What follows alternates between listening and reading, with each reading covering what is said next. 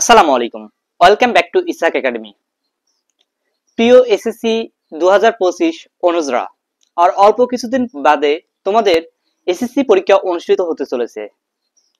এই সময়টুকু তোমাদের করণীয় সম্পর্কে আমি আমার অভিজ্ঞতার আলোকে কিছু তথ্য শেয়ার করব, যা তোমাদের প্রিপারেশনকে স্ট্রং করতে সহায়তা করবে ইনশাআল্লাহ। আমি 2022 সালে রাজশাহী বোর্ডের অধীনে এসএসসি পরীক্ষায় অংশ নিয়েছিলাম। সে পরীক্ষায় আমি 1300-র মধ্যে 1240 পেয়েছিলাম এবং সায়েন্সের 4টি সাবজেক্ট এবং ম্যাথ অর্থাৎ physics, chemistry, math, biology, higher math পাঁচটাতে আমি পূর্ণ মার্ক পেয়েছিলাম অর্থাৎ 100 পেয়েছিলাম। যে কয়েকটি পদ্ধতি অনুসরণ করে আমি পরীক্ষায় সাফল্য অর্জন করেছি সেই কয়েকটি তথ্য তোমাদের সাথে শেয়ার করব। সো ভিডিওটি না টেনে শেষ পর্যন্ত দেখো, ইনশাল্লাহ উপকৃত হবা। এই মুহূর্তে তোমাদের সবচেয়ে গুরুত্বপূর্ণ যে বিষয়টি সেটি হলো অধ্যায় ভিত্তিক ইম্পর্টেন্ট কোশ্চেনগুলো সিলেক্ট করা। প্রত্যেকটা সাবজেক্টের প্রতিটা টপিক কিন্তু সমান গুরুত্বপূর্ণ না।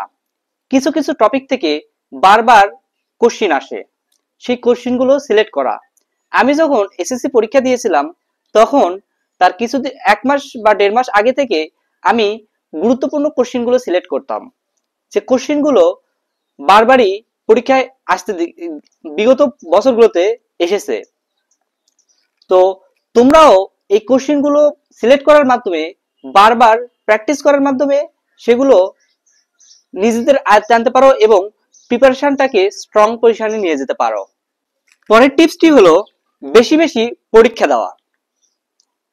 বেশিরভাগ শিক্ষার্থী পরীক্ষা দিতে কেন জানি না অনীহা প্রকাশ করে, যার ফলে পরীক্ষার হলে ঠিকভাবে বুঝে উঠতে পারে না কিভাবে সে কোশ্চেনের অ্যান্সারটা করবে। কেউ যদি বারবার পরীক্ষা দেয় তাহলে কিন্তু পরীক্ষার হলে তার নতুনত্ব কোনো কিছু মনে হবে না।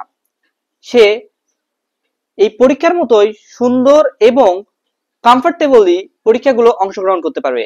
আমি স্পেশালি পরীক্ষার আগে 2 মাস আগে থেকে প্রত্যেক দিন অন্তত পক্ষে একটা করে পরীক্ষা দিয়েছিলাম এবং এই মুহূর্তে অর্থাৎ পরীক্ষার 10 থেকে 15 দিন আগে থেকে প্রতিদিন 2 থেকে 3টা করে পরীক্ষা দিয়েছিলাম।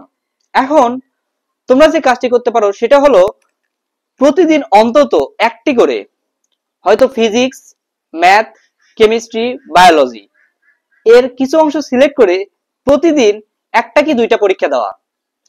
এই পরীক্ষা দেওয়ার বিষয়টি তোমাকে তোমার পরীক্ষার হলে পরীক্ষার ভীতিটা কাটাবে এবং তোমার মধ্যে একটা স্ট্রেন্থ ভাব আনবে, যেটা তোমাকে পরীক্ষা অনেক সুন্দরভাবে দিতে সহায়তা করবে। তো আশা করি আজকে থেকে তোমরা প্রত্যেকটা দিন একটি করে অন্তত হলেও পরীক্ষা দিবা। পরের টিপসটি হলো পরীক্ষার সময় বেঁধে দেওয়া। আমরা অনেকেই নির্ধারিত সময়ের আগে পরীক্ষা শেষ করতে পারি না। বিশেষ করে বাংলা, ম্যাথ এই দুটাতে সবচেয়ে, এছাড়াও বিশ্ব পরিচয়, ধর্ম শিক্ষা এগুলোতে সময় নিয়ে অনেক সময় আমাদের বিড়ম্বনা তৈরি হয়। সো আমরা যদি সময়টা নির্ধারণ করে দিই যে এইটুকু কোশ্চেনের জন্য আমরা এইটুকু সময় বরাদ্দ দিব, তাহলে কিন্তু আমরা পরীক্ষার হলে এই সময় নিয়ে টানাটানি আমাদের হবে না। এজন্য আমরা যে কাজটা করতে পারি সেটা হলো পরীক্ষা যদি 2 ঘন্টা 20 মিনিট হয়, আমরা প্রথম অবস্থায় 2 ঘন্টা সিলেক্ট করব, 2 ঘন্টা স্টপ ওয়াচ অন করে পরীক্ষা দিব। এরপরে আস্তে আস্তে ক্রমান্বয়ে সময়গুলোকে কমিয়ে আনবো। 1 ঘন্টা 50 মিনিট, 1 ঘন্টা 40 মিনিট অথবা 2 ঘন্টা রেখেই আমরা পরীক্ষা দিতে পারি। তাহলে আমাদের হাতে থাকতেছে 20 মিনিট। এই 20 মিনিট আমাদের রিভিশনে যাবে। আমরা বাড়িতে যদি 2 ঘন্টা পরীক্ষা দিতে পারি, হলে যে কিন্তু আমরা 2 ঘন্টা পরীক্ষা দিতে পারবো।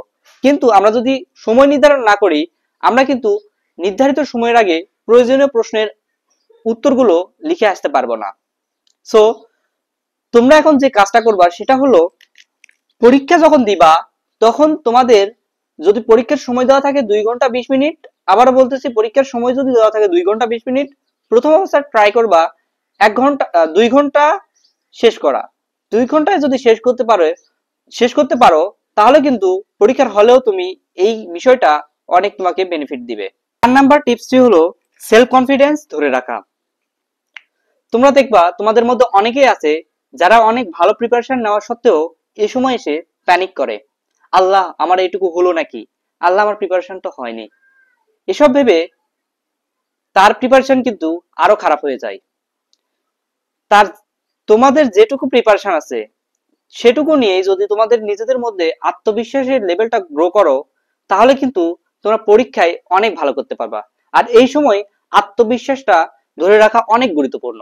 আমি এই সময় স্পেশালি প্রত্যেকটা দিন, সারাদিনের যে কোনো একটা নির্দিষ্ট অংশে আমি নিজেকে নিজের সময় দিতাম, আমি নিজেকে বোঝাতাম, হ্যাঁ আমার যেটুকু প্রিপারেশন আছে আলহামদুলিল্লাহ ভালো প্রিপারেশন আছে, আমি এইটুকু দিয়ে অনেক ভালো কিছু করতে পারবো।